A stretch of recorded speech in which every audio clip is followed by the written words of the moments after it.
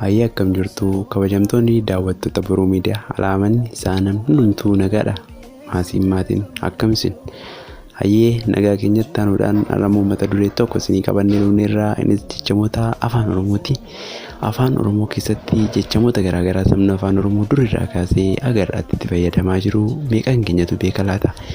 Walirraa barannuu, waliif ergaa dabarsinuu, dhaamsa waliif haa kenninu, dhaloota dhalootaatti waan gaarii sabni keenya ittiin nutti dabarsaa ture nuti dhaloota itti haa dabarsinu isiniin jenna. Jechamoota afaan Oromoo keessaa jalqaba irratti kan ilaallu laphee buta. Laphee buta jechuun maraachuuf deemaa jechuudha.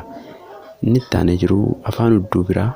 Afaan hudduu biraa gaafa jennu gabaabaadha jechuu keenya. Mulluu godhe yoo jenne ajjeesee fixe jechuudha.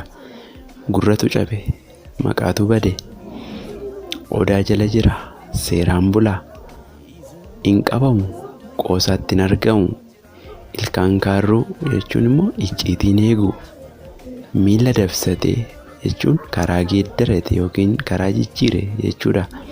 Dhiiga boo'e jechuun akka malee gadde, biyyoo seene yoo jenne immoo ni awwaalame jechuudha.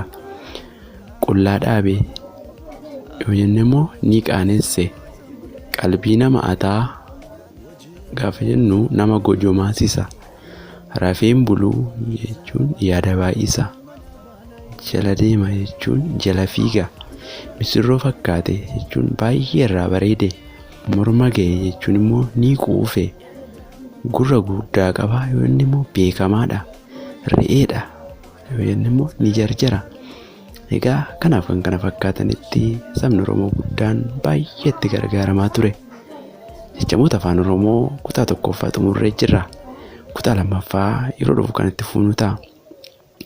Isin immoo kabajamtoonni daawwattoonni keenya Boruu Miidiyaa subscribe, like, share godhaatii hiriyoota keessaniif dabarsaa. Seenaa abboonni keenya nutti dabarsan nuyi dhaloota dhufuuf haa dabarsinu kan isiniin jedhu.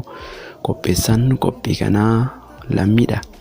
Waan daawwattanii akka dhumaatti dhaggeeffataniif galatoomaa. Oraa bulaa deebanaa isiniin jedha.